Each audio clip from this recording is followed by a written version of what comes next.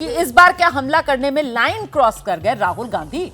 नाम लेने से बचा जा सकता था। वो कहते हैं पीएम मतलब पनौती मोदी। रोहन गुप्ता जी, रुमाना जी, बिल्कुल नहीं। देखिए, अभी उन्होंने कहा कि चुनाव में तो छींटाकशी होती रहती है, तो जो मुद्दे पे हम डिबेट कर रहे हैं कि प्रधानमंत्री जी के खिलाफ ये शब्द जो उपयोग किया गया वो क्यों किया गया, उसका जवाब उन्होंने ही दे दिया कि ठीक है, चुनाव का मामला है, चलता रहता है, ठीक है, हम आगे बढ़ते हैं। मुद्दा यहाँ पे क्या हो रहा है, जब प्रधानमंत्री जी स्टेडियम में जाते हैं, ठीक है, जिस प्रकार से वो अपने वहां पे रूम में जाते हैं, प्लेयर्स के रूम में जाते हैं, उनको कंसोल करते हैं, आज जो कैमरा के सामने वो पीआर का इवेंट नहीं था। आप देश के साथ उसको जोड़ के देख रहे हैं। मोदी जी के खिलाफ बोलना देश के खिलाफ बोलना नहीं है। पहली बात तो ये हमेशा से आप लोग की आदत है कि आप जोड़ देते हैं कि नहीं मोदी जी के खिलाफ हुआ देश के। अरे इंडिया कभी नहीं हार सकता है, इंडिया कभी भी नहीं हारेगा, इंडिया हमेशा जीतेगा। आपकी जो आदत है कि हमेशा अपनी गलतियों को छिपाने के लिए देश की आड़ लेना, सैनिक की आड़ लेना, ये अब छोड़ दीजिए, पूरा देश समझ चुका है। दूसरी बात, मुद्दा यहाँ पे रोमाना जी, जब प्रधानमंत्री जी वहां पे जाते हैं, हर चीज को आप पीआर इवेंट नहीं बना सकते हैं। 140 करोड़ जनता जिस दिन हमारा देश हारा, सब लोग भावुक थे, सब लोग चाहते थे कि हम खिलाड़ियों के साथ में खड़े रहे। प्रधानमंत्री जी वहां पे जाते हैं, वहां पे ड्रेसिंग रूम में जाते हैं, कोई आपत्ति नहीं है, उसका भी वीडियो आप बना रहे हैं। आपने अपने बॉडी लैंग्वेज देखी थी रुमाना जी हमारे प्लेयर्स की, किस प्रकार से असहज थे, उसका भी आप पीआर कर रहे हैं। कम से कम तो ये तो मत कीजिए। आपने इसके बाद प्लेयर्स के बयान सुने? आपने इसके बाद प्लेयर्स के बयान सुने?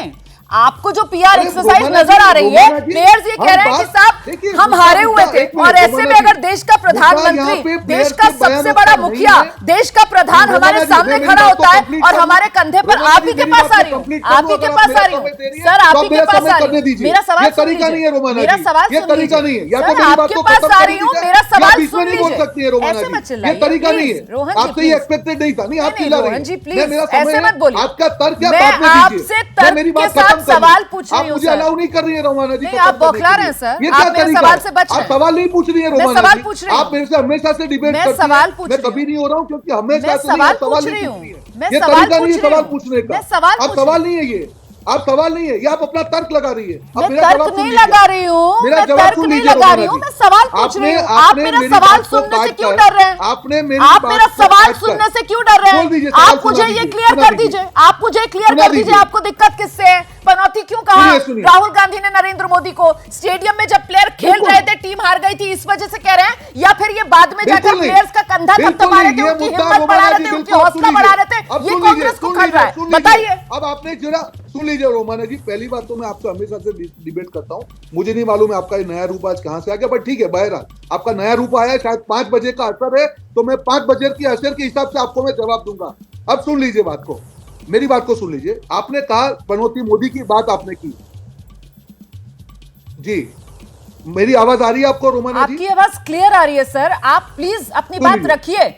आप आज साफ तौर सुन पर लीजिए, बात नहीं रख पा रहे हैं। सुन लीजिए, आप बीच में मत बोलिए, अब सुन लीजिए आप बात को। मैं हमेशा से आपने जिस प्रकार से आज जो डिबेट किया, नया तरीका, ठीक है, हम उसको आप फॉलो करेंगे। पहली बात, पनौती मोदी की जो बात आई, ये आवाज ऑडियंस से आई, और ये ट्रेंड राहुल जी ने नहीं करवाया है। उस दिन देश की सारी जनता ने कम से कम 2 से 3 लाख ट्वीट जनता ने किए, राहुल जी ने वो ट्वीट नहीं किए। सबको ये दुख था कि अगर देश के प्रधानमंत्री को हारने का दुख है, उसकी पीआर इवेंट नहीं बननी चाहिए थी। बहुत ज्यादा सिंपल बात ये है। दूसरी बात, हम 2 बात कर रहे हैं, एक तो प्रधानमंत्री जी का वहां पे जाना ठीक था कि नहीं था? बिल्कुल ठीक था, पर हारने के बाद पीआर इवेंट बनाना ठीक नहीं था। दूसरी बात, नैतिकता के पैमाने की बात है, तो मूर्खों का सरदार के मुद्दे पे भी आपको डिबेट करनी चाहिए थी। आपको इतना ही इमोशनल होना चाहिए था जितना आप आज इमोशनल हो रही है। दोनों का मुद्दे का मैंने आपको जवाब दे दिया। और तीसरी बात, जो शिवम त्यागी ने कहा कि देश का अपमान बिल्कुल नहीं है। आप भारत को बीच में मत लाइए, हर बार इंडिया को बीच में मत लाइए, ये आपका मार्केटिंग टैक्टिक है, हर तक फेल हो चुकी है। चौथी बात, आपने कहा कि जब मोदी जी के खिलाफ स्टेटमेंट हुआ है, कांग्रेस पार्टी चुनाव हारी है। जब कर्नाटक की हम बात कर रहे हैं, जब हमने कर्नाटक की, बीच में मत बोलिए, कर्नाटक की जब बात हुई, कर्नाटक में यही मुद्दा मोदी जी उठा के लाए थे। काट की आंधी बार बार नहीं चढ़ती है। चुनाव में जनता को यह चाहिए कि जनता के लिए क्या है, आपने कितने वादे पूरे किए, आपके वादों में विश्वसनीयता है या नहीं है, ये सब मुद्दे हैं। आप कॉन्फिडेंट हैं कि चुनाव में इस बात का कांग्रेस को कोई नुकसान नहीं पहुंचेगा? आपने बहुत सारी बातें कही हैं। जैसे ही घड़ी का काटा दोपहर 2:30 पे आए, बबीता जी का दिल सास बहू साजिश के लिए मचल जाए। और ये है इनकी बहू, पूरे दिन ऑफिस की टेंशन हो जाए गॉन जब ये करें अपना फेवरेट शो फ्री टाइम पे ऑन। इनकी तरह आप भी देखें अपना फेवरेट शो अपने टाइम पर और डाउनलोड कीजिए एबीपी लाइव ऐप अपने स्मार्ट टीवी पर।